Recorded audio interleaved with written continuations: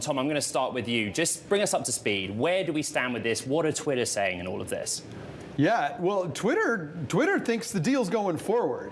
As our colleague Michelle, who we're about to talk to, broke the news yesterday, Twitter's board came out and said, we're going to enforce this merger agreement. We've got an agreement in place where Elon Musk is going to pay $54.20 for our company, and we expect that deal to go through. So all this talk, all this background noise about bots and the deals on hold, which ain't a thing, by the way, not a thing.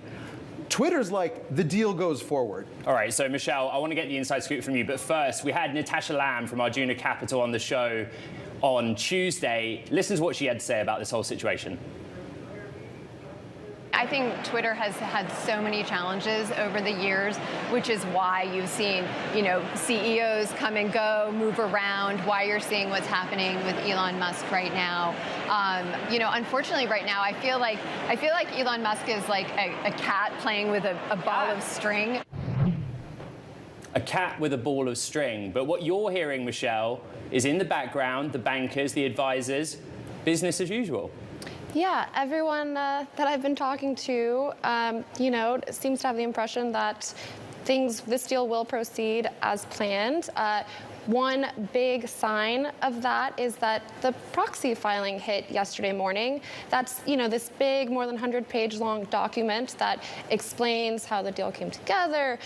It's something that was put together in coordination between the Musk camp and the Twitter camp, and it's something that Musk would have had to personally sign off on before it would have been filed. And this is a proxy that, outlined the deal terms at $54.20. So that's the clearest indication that, both sides do see this deal going forward, despite the tweets that we're seeing on Twitter. Michelle, I've got a question. So all this chatter, all this noise in the background about bots and whether or not he had all the information he needed before he agreed to this deal, what happens if he decides, I don't want to pay $54.20? What are the means that he has at his disposal? So, a lot of people have talked about the fact that the deal has a breakup fee, and that, people say that he could just pay this $1 billion breakup fee and walk away. That's not true.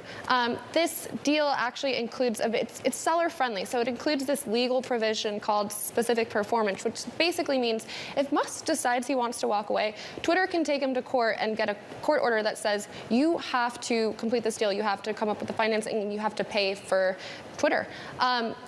Other options that he could take is he could try to show that there was something called a material adverse event. It's a MAC clause. And he could say, there was like some change to the business that materially for a sustained period of time is going to change Twitter's outlook.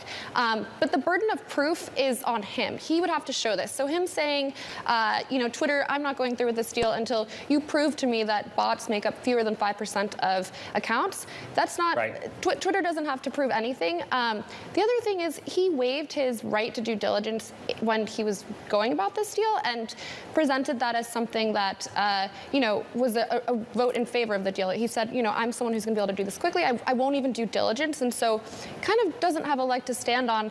And then finally, Twitter has made public disclosures about the fact that, it estimates that the bots make up fewer than 5% of accounts, but it's also in securities filings said, including in its, most recent 10K, said the number could be higher than that. So for the people I talked to say that it would be, a judge would be hard pressed to agree with Musk on this. What could happen is, he could try to walk away. Twitter could take him to court, and then, in order to avoid some, lengthy, protracted court battle, there could be a scenario where the two come to some settlement. But at this point, from my understanding, Twitter does not have any reason to renegotiate a deal. The contract is in their favor, and so it seems like the deal has to go ahead unless Musk can prove that there's some, material adverse effect to the business. Meantime, Tom, we're zeroed in on the share price, right? We saw the sell-off in Twitter stock accelerate with the broader market, but basically there's skepticism from the market that $54.20 materializes. Meantime, Elon Musk is tweeting a lot about his political affiliations. Yep. And we wonder, Is this him getting ahead of scrutiny of a deal? Is this him trying to get allies in DC? What's your read? Sure, there's a couple things going on. He talked about his disillusionment with the Democrats, how in the next election he's voting Republican, and this is apparently the first time he's done it. I haven't seen his voting records, but that's what he's saying. So what's interesting about that, you have a couple dynamics going on. This is a guy whose market is moving, is shifting. This started in California. His company started in California. He's moved it to Texas. He's shifting toward wanting to sell trucks. He's got a different constituency. The market for electronic vehicles in California, anyway, is saturated. He needs to embrace a whole new constituency, people who drive trucks, different constituency than the Californians who are buying EVs. Right. So that's one side of the equation. The other side of the equation is, as you pointed out, there's a lot of scrutiny around this deal, and there's a lot of scrutiny around Tesla and his management of Tesla, whether it's NHTSA, whether it's the SEC looking at things he's tweeted about sales of Tesla stock. And reportedly, the SEC is looking into the timing of his disclosure around the Twitter stake. Right. So the government is already scrutinizing a lot about Elon Musk and what he says and potential manipulation of securities. And so this could be him just getting ahead of it and saying, look, I told you so. Well, we knew this was already happening. We didn't need Elon to tell us. SEC, NHTSA, these agencies have already been doing it for months.